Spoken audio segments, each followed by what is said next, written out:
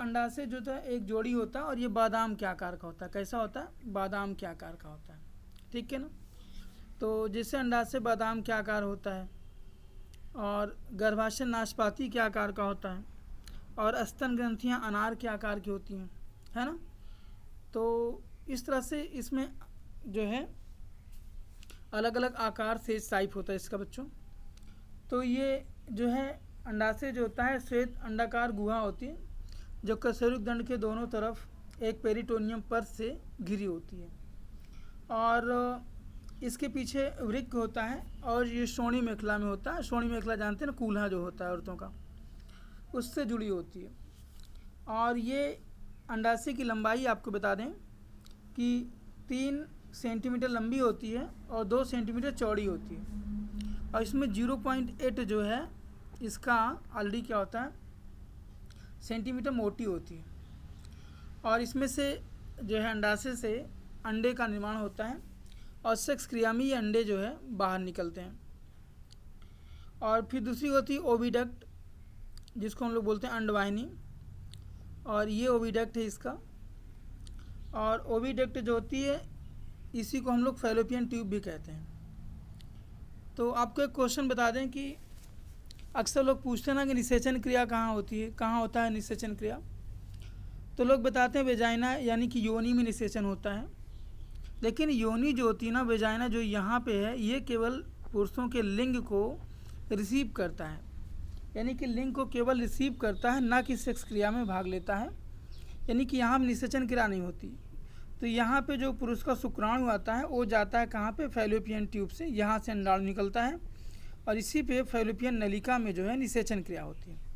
तो एक क्वेश्चन आपके एग्जाम में आता है, आप बता लेंगे कि निषेचन की क्रिया जो होती है फैलोपियन ट्यूब में होती है। और यह 10 सेंटीमीटर कितनी होती है? 10 सेंटीमीटर लंबी होती है। और ये इसका एक भाग गर्भाशय का निर्माण करता है ना। ये गर्भाशय आपका बॉडी ऑफ यूट्रस है और ये फैलोपियन ट्यूब है और ये फंडस ऑफ यूट्राइन है। तो ये बच्चों निर्माण करता है और इसी में एक झालर नुमा अंडवाहिनी कीप होती है। ये जो आप देख रहे हैं झालर नुमा यहाँ भी है। तो अंडवाहिनी कीप होती है जिसको हम झालर युक्त अंडवाहिनी कीप कहते हैं और ये मुखिका में खुलता है और इसकी भित्ति जो होती है पेशी होती है, ग्रंथिल होती है और संकुचनशील होती है। तो अंडवाहिनी का अंतिम सिरा जो है, जो अंडवाहिनी है, इसका अंतिम सिरा ये आके गर्भाशय में खुलता है। कहाँ खुलता है? गर्भाशय में खुलता है। तो ये जो फैलोपियन नालिकाएं जो होती हैं अंडाणुओं को प्राप्त करके निषेचन तक इसका भंडारण करती हैं और पोषण प्रदान करती हैं। पोषण प्रदान करती हैं जैसे कि ये सेक्स क्रिया में अंडाणु सक्रिय रूप से भाग ले सके और इसका निषेचन हो जाए। जैसे कि हमने बताया था पुरुष जननांग में, आपको जो अगला वीडियो पढ़ा है कि उसमें पुरुषों में जो एपिडाइमिस होता है, ये क्वेश्चन आया है नीट में कि एपिडाइमिस जो आपका है उसमें पुरुषों के शुक्राणुओं का पोषण होता है। सेक्स के पहले आपका शुक्राणु वहाँ पे पहुँचते हैं और उनका पोषण होता है, उसके बाद उस सेक्स क्रिया में भाग लेते हैं। तो ऐसे महिलाओं में क्या होता है कि इनमें जो है पोषण जो होता है शुक्राणुओं का वो आपका फैलोपियन ट्यूब के अंदर होता है। फिर बच्चों बात करते हैं यूट्रस की, गर्भाशय की बात करते हैं। तो गर्भाशय आपका जो है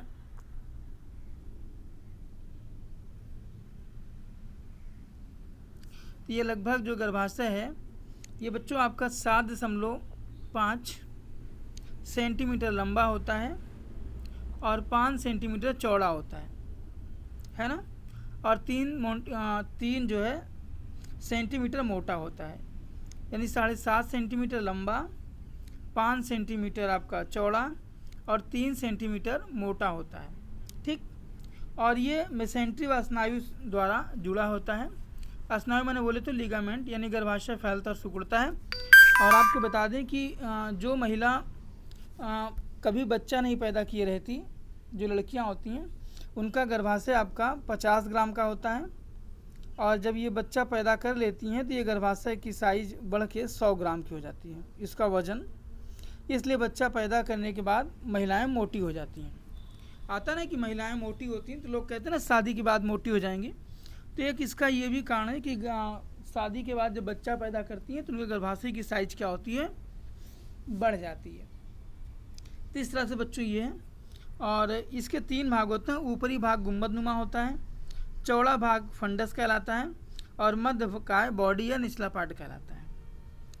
और इसमें एक श्लेष्मिक मोटी झिल्ली होती है जिसे गर्भाशय एंडोमेट्रियम कहते हैं।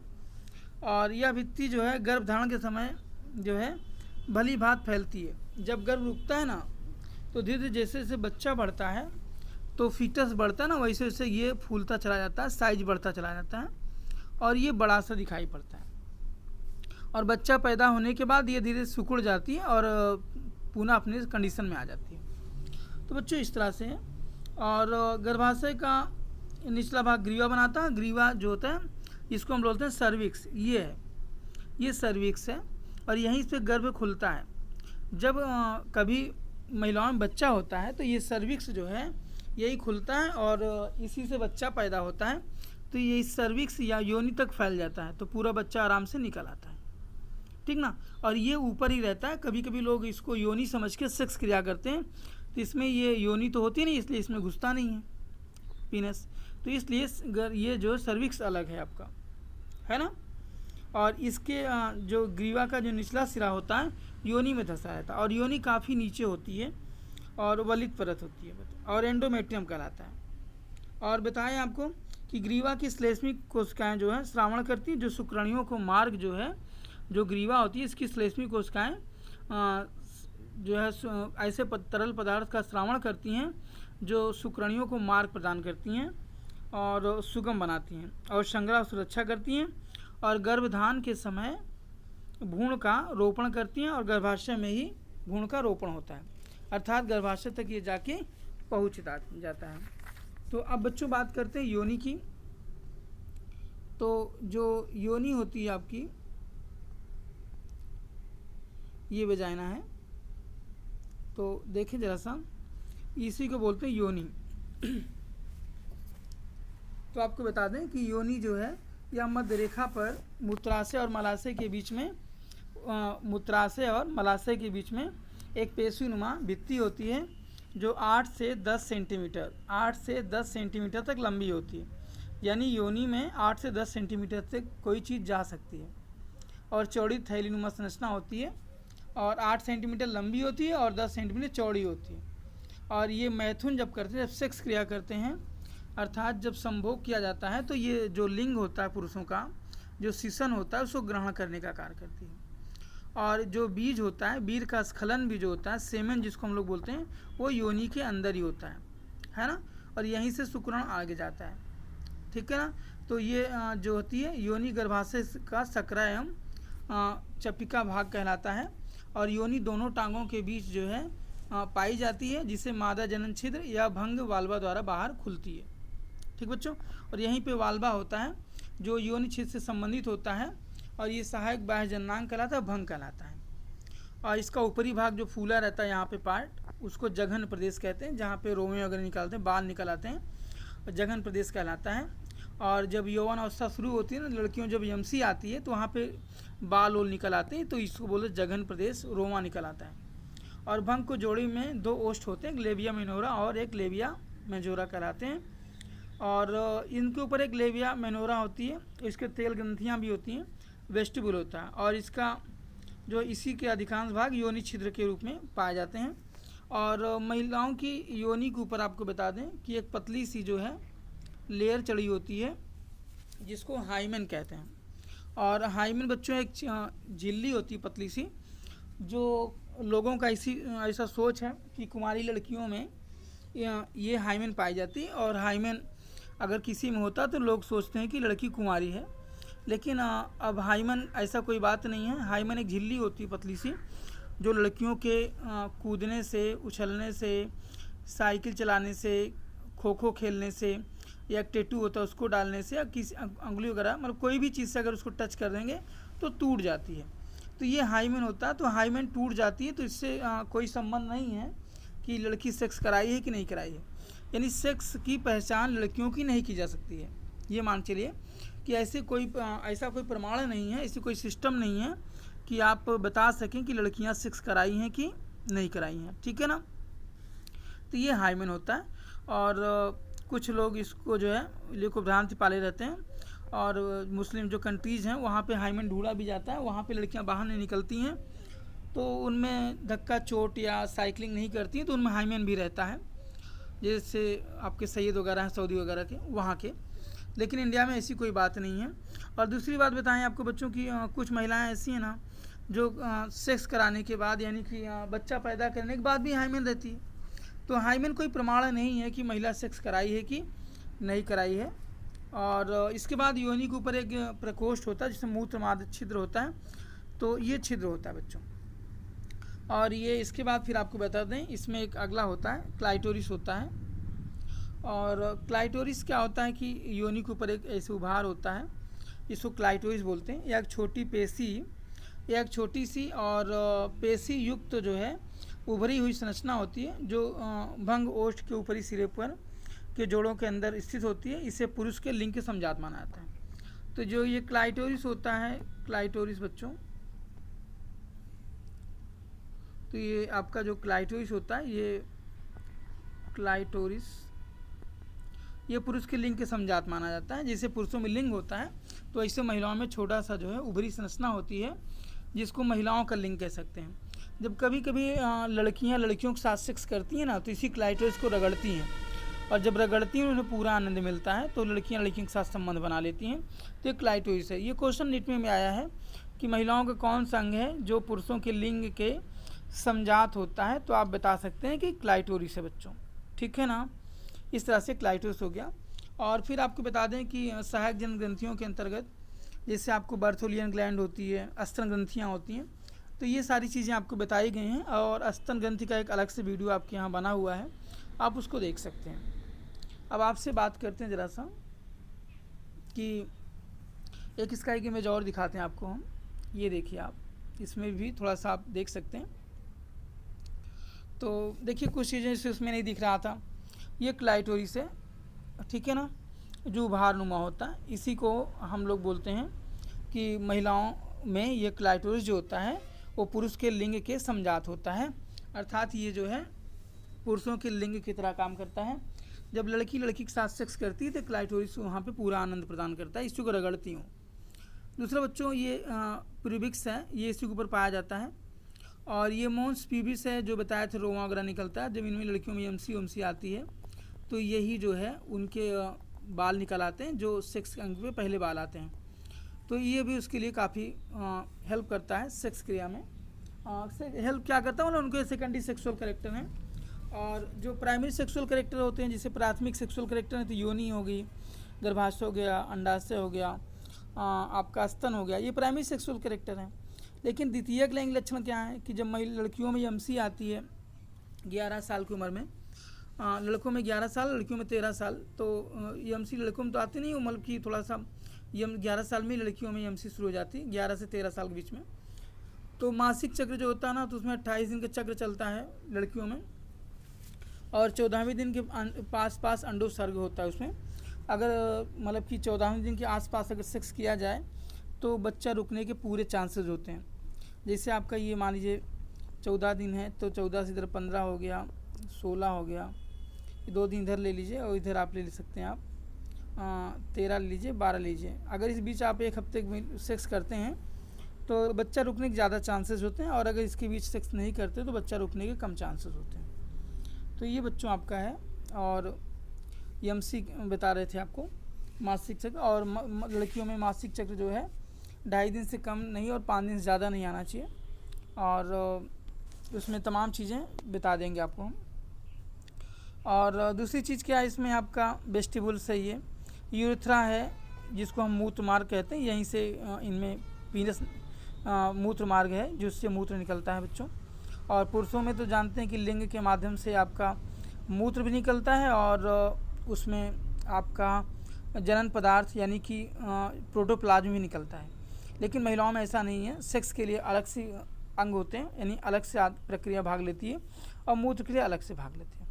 हाँ, महिलाओं में एक चीज़ और है कि जब सेक्स करने जाते हैं तो देखिए कभी कभी लड़कियों या महिलाओं में अगला पार्टी फूला रहता है तो यहाँ पे मूत्र भरा होता है। इसलिए जब कभी कभी सेक्स लोग करते हैं ना, तो अगर ये मूत्र त्याग कर दें तो यहाँ पे दब जाता है, तो बच्चे पैदा करने के चांसेस ज़्यादा होते हैं और तमाम चीज़ें उसमें। और ये वेजाइना हमने बताया था ना कि यहाँ पे आपका जो सर्विक्स मिलेगा, और ये ग्रेटर वेस्टिबुलर ग्लैंड्स हैं, और ये वेजाइना योनि है जो एक फ्लेक्सिबल संरचना होती है। और अभी हमने बताया था आपको बच्चों की योनि जो है 8 एक पेशी जो है युक्त भित्ति संरचना होती है, और जो मलाशय के मध्य स्थित होती है। इसके नीचे मलाशय होता है, ये देखें एनस होता है, गूदा जिसको कहते हैं, और ये योनि होती है, दोनों टांगों के बीच में पाई जा रही है, देख रहे हैं आप लोग। और बच्चों ये 8 सेंटीमीटर जो है लंबी होती है और 10 सेंटीमीटर चौड़ी होती है। और इस मैथुन के समय ये पीनस को क्या करती है, ग्रहण करती है, यानी लिंग को रिसीव करने का कार्य करती है पीनस। और आपको बता दें कि जब धर्मस्राव होता है तो इसी से योनि के माध्यम से रजोस्राव निकलता है, और जिसको रजो दर्शन समझते हैं ना, कि जब लड़कियों में पहली बार 11 साल की उम्र में यमसी आती है तो उसको रजो दर्शन कहते हैं। और जब उनमें आखिरी बार यमसी आती है 45 से 50 साल तक, तो उसको रजो जो है निवृत्ति कहते हैं, मेनोपेज कहते हैं। तो रजो निवृत्ति अलग हो गई, रजो दर्शन अलग हो गया। तो बच्चों बता दिए आपको कि ये जो है दोनों टांगों के बीच में पाए जाने वाला मादा जनन छिद्र है जो वाल्वा द्वारा बाहर खुलता है। फिर आपको बता दें कि ऑलरेडी क्या है कि ये लेबिया माइनोरा है जिसमें सेकेंडरी सेक्सुअल कैरेक्टर डेवलप करता है, और ये पेरिटोनियम से। तो इस तरह से महिलाओं में ये बच्चों ये अंग होते हैं जो हमने आपको बता दिया। अब आपसे हम बात करते हैं, कुछ और बात करते हैं कि जो इसमें महिलाओं में जैसे गर्भाशय की बात करते हैं, गर्भजनन अंग की बात करते हैं, तो इनमें हाइमेन बता ही दिया गया आपको। और इसमें काफ़ी सेकेंडरी सेक्सुअल कैरेक्टर आते हैं, जिससे महिलाओं में स्तन का विकसित होना, जननांगों के पास बाल का आ जाना, है ना। और तो ये सारी चीज़ें हैं। और जैसे सेक्स की बात करते हैं तो यमसी की डेट को पकड़ के अगर सेक्स करते हैं तो बच्चा होने के चांसेस नहीं है, और अगर ये 14वें दिन के आसपास नहीं करेंगे तो बच्चा होने के जो है चांसेस भी कम होते हैं।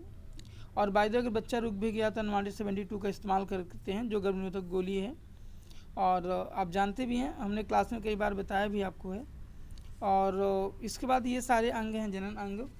और बात करें तो आप जानते हैं कि महिलाओं के ओवरी से आपको बता दें कि लगभग 300 तक अंडाणु बनते हैं, 300 तक अंडाणु पूरे जीवन काल में बनते हैं, लेकिन सेक्स क्रिया में एक ही अंडा जो है, एक ही अंडाणु मुख्य रूप से भाग लेता है, एक ही अंडाणु भाग लेता है। और जबकि पुरुषों में आपको बता दें कि पुरुषों में एक बार में लगभग 20 शुक्राणु का स्खलन होता है, और वो सारे शुक्राणु क्या करते हैं, सेक्स क्रिया में हेल्प करते हैं। और लेकिन सेक्स क्रिया में केवल एक ही जो है शुक्राणु जो है अंडाणु का भेदन करता है, मतलब कि ऐसा नहीं है कि सारे शुक्राणु भेदन करेंगे, एक ही शुक्राणु जाके अंडाणु को भेद पाता है ना। तो इस तरह बच्चों ये है। और आपको बता दें कि जो पुरुष वीर्य निकलता है मादा की योनि में डालता है, तो स्खलन में जानते हैं कि 3 से 5 ml वीर्य होता है, 3 से 5 बूंद होती लगभग, और इसमें 20 से 40 करोड़ शुक्राणु होते हैं। अगर इन शुक्राणुओं की संख्या 20 करोड़ से कम हो जाती है तो बच्चा नहीं पैदा कर सकते आप, बच्चा फिर नहीं होगा, वो नपुंसक की श्रेणी में आ जाते हैं या टेस्ट ट्यूब बेबी वगैरह कराते हैं। और आपको हम जानकारी देते हैं कि आजकल ऐसी टेक्नोलॉजी आ गई हैं, जैसे टेस्ट ट्यूब बेबी हो गया, गिफ्ट हो गया, तो ये सारी चीज़ों के माध्यम से अगर किसी महिला में कोई कमी है ना, तो आराम से बच्चा पैदा कर सकते हैं, उसमें कोई ऐसी बात नहीं है, ठीक है ना बच्चों। और इस तरह से ये आप कर सकते हैं। और बताएं कि बच्चा पैदा होते समय जैसे बात करें गर्भाशय की, तो आपको बता दें कि जैसे बच्चा पैदा होने में सोनी मेखला जो होती है, अगर ये सोनी मेखला मोटी हो गई है, लड़की औरतें मोटी हो गई हैं, अगर मोटी हैं तो बच्चा पैदा होने में दिक्कत होती है। तो यहाँ पे ये हड्डी होती है, तो ये आप जानते हैं ना, यहाँ जो सोनी मेखला होती है जिसको हम लोग बोलते हैं पेल्विक गार्डिल बोलते हैं, तो पेल्विक गार्डिल को फैलाने के लिए जो रिलैक्सिन हार्मोन्स होता है, और ये हार्मोन्स जब डाल दिया जाता है इंजेक्शन के माध्यम से, तो महिलाओं की हड्डियाँ धीरे धीरे मूवमेंट करती हैं, और ये बच्चा आराम से धीरे धीरे क्या होता है कि बाहर निकलने का प्रयास करता है।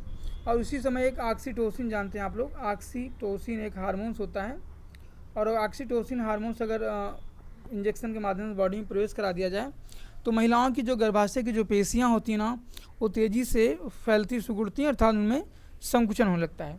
और आपको पता ना कि एक्टिन और मायोसिन दो ऐसी प्रोटीन हैं जो पेशियों के फैलने और सिकुड़ने में सहायता करते हैं। तो ऑक्सीटोसिन के इंजेक्शन लगा देते हैं तो जब पेशियों में तेज़ी से संकुचन हो जाता है तो बच्चा आराम से बाहर निकल आता है, ठीक है ना। और आपको बता दें कि 99% जो है डिलीवरी घर पे हो जाए या अस्पताल में हो जाए, ऑपरेशन की जरूरत ना पड़े। लेकिन डॉक्टरों की कमी है कि वो लोग जो है नॉर्मल ऑपरेशन को भी क्या करते हैं, वो ऑलरेडी ऑपरेशन करने का प्रयास करते हैं, नॉर्मल डिलीवरी को ऑपरेशन प्रयास अपने फ़ायदे के लिए ऐसा करते हैं।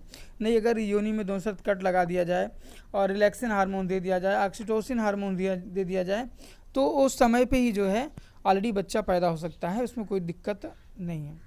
तो बच्चों और बता दें कि गर्भाशय में एक हार्मोन और निकलता है जिसका नाम प्रोलैक्टिन है, और प्रोलैक्टिन जब निकलता है ना तो महिलाओं के स्तन ग्रंथि का विकास करता है और स्तन ग्रंथि चिकनी हो जाती है और उसमें जो है दुग्ध ग्रंथियाँ जो लैक्टिल्स होते हैं वो भी डेवलप्ड हो जाते हैं और दुग्ध का श्रावण आराम से हो जाता है बच्चा पैदा करने के बाद। और एक चीज़ आपको बता दें कि महिलाओं में जो बच्चा निकलता है सर्विक्स और वजाना के माध्यम से, तो इसके साथ एक अपरा निकलता है। अपरा को बोलते हैं हम लोग, गांव की भाषा में आप लोग जानते होंगे, अपरा को बोलते हैं प्लेसेंटा, और प्लेसेंटा को गांव की भाषा में बोल सकते हैं आप आंवरा। जैसे आपकी गाय भैंस होती है ना, बच्चा देती है, तो जब बच्चा देती है तो उसके साथ साथ लेरुआ निकलता ना, तो लेरुआ के साथ साथ आंवल निकलता है बच्चों। तो अपरा जो है ना, एक क्वेश्चन आया है नीट में कि अपरा मतलब किस तरह का ऊतक है, तो आप बता सकते हैं कि अपरा एक संयुक्त प्रकार का ऊतक है जो नर मादा दोनों के सेक्स पदार्थों से बना होता है, और जो स्तनधारी प्राणी है जैसे हम लोग हैं, गैया भैंसिया है ना, मनुष्य, जिसमें भी स्तन पाया जाए, आपने पता है ना कि ऐसे प्राणी जिसमें स्तन ग्रंथियाँ पाई जाती है, मेमोरी ग्लैंड पाई जाती है, उसको हम लोग क्या बोलते हैं, स्तनधारी कहते हैं। और स्तनधारी को जैसे मम्मा या मेमोरी ग्लैंड्स है ना, अम्मा जो भी बोलते हैं, सबका मतलब मेमल्स होता है, स्तन होता है। तो बच्चों ये क्या करती है कि उसमें स्तनधारी प्राणियों में पाया जाता है। और आपको बता दें कि मादा के गर्भाशय में भ्रूण गर्भाशय भित्ति के साथ जुड़ा रहता है गर्भाशय, और निषेचन के बाद ये निषेचित अंडाणु का विदलन करता है और परिवर्धन भ्रूण के विकास समय तक ये गर्भाशय में शिशु के बच्चे के फोइटस का विकास करता है। और जो कुछ भी माँ खाती है ना, वो जो है गर्भ आपका आवल के माध्यम से एक नाभ भी होती है जिसको नारा ब्यारा वो गाँव लोग बोलते हैं, तो नाभ यानी बोलेरी के माध्यम से जुड़ा रहता है बच्चे के, और उसमें जो माँ खाती है उसका पचाया बच्चों को मिलता है, और बच्चा जो उत्सर्जन करता है वो भी उसके माध्यम से बाहर निकल आता है। तो इस तरह से बच्चों ये होता है। और इसका निर्माण बता दें प्रोजेस्टेरॉन हार्मोन से होता है, और जो कार्पस ल्यूटियम से होता है। कार्पस ल्यूटियम द्वारा स्रावित प्रोजेस्टेरॉन हार्मोन्स होता है जो गर्भाशय की भित्ति में विकास करता है, और बच्चों इसी में इसको चिपका लेता है और बाद में गर्भधान यानी कंसेप्शंस क्रिया हो जाती है। और अगर अपरा के बाद कार्य की बात करें तो आप पहला क्या करता है, भ्रूण का पोषण करता है। जब भ्रूण माँ के गर्भ में रहता है ना, तो उसको पोषक प्रदान करता है और पोषक पदार्थ प्रदान करता है, और माता के रुधिर वाहिनियों से संबंधित जो भ्रूण का विकास होता है वो रुधिर वाहिनियों से होता है, यानी उसके ब्लड के माध्यम से बच्चों को मिलता है। और आपको बता दें बच्चों कि ऑलरेडी होता क्या है कि माता के रुधिर में आने वाले पचुए खाद्य पदार्थ सरल रूप से भ्रूण को मिल जाते हैं। और दूसरा बात, भ्रूण का श्वसन जो होता है अपरा के माध्यम से होता है। और बताएं आपको कि माता के शरीर में जो रुधिर के माध्यम से जो भ्रूण को ऑक्सीजन प्राप्त होती ना, और कार्बन डाइऑक्साइड इसी माध्यम से रुधिर में वापस आती है। तो बच्चों श्वसन क्रिया में भी जो गैस का विनिमय होता है वो बच्चे को अपरा के माध्यम से प्राप्त होता है, यानी अपरा बहुत ही महत्वपूर्ण है बच्चे के लिए, ठीक है ना।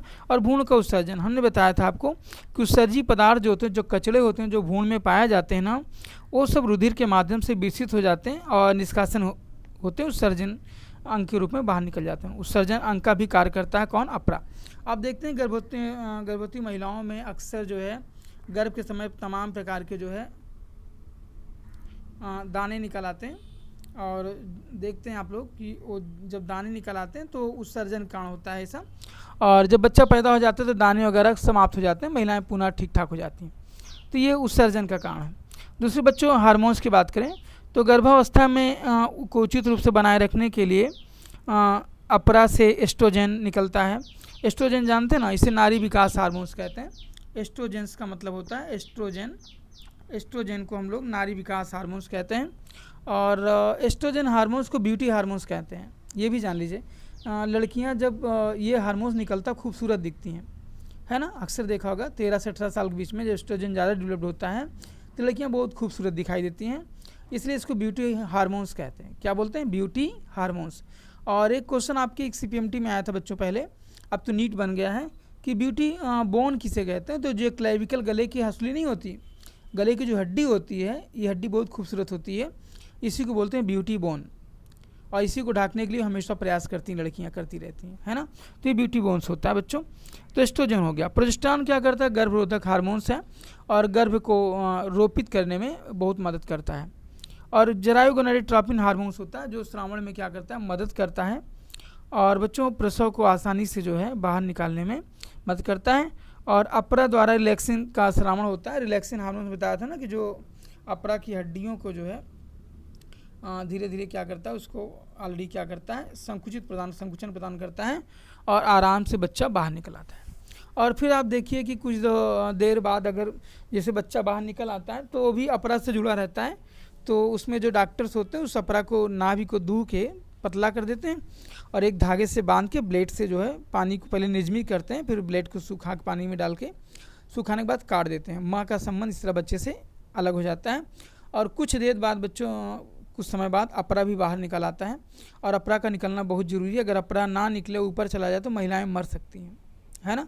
इसलिए जब तक अपरा नहीं निकलता डॉक्टर वहाँ पे स्पेशल केयर करते रहते हैं। तो इस तरह से ये है आपका। और बता दें आपको कि इस तरह से महिलाओं में ये चीज़ होता है। अब बच्चों हमने आपको पढ़ा दिया, अब कुछ क्वेश्चन आपसे पूछते हैं हम लोग। तो एक सादा पेज ले लिया जाए, ज़रा सा सादा पेज नहीं बन पा रहा, इसी में पूछ लेते हैं आपसे। चलिए भाई,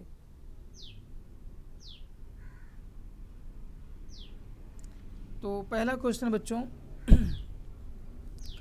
कि महिलाओं में EMC आने का सही समय क्या है।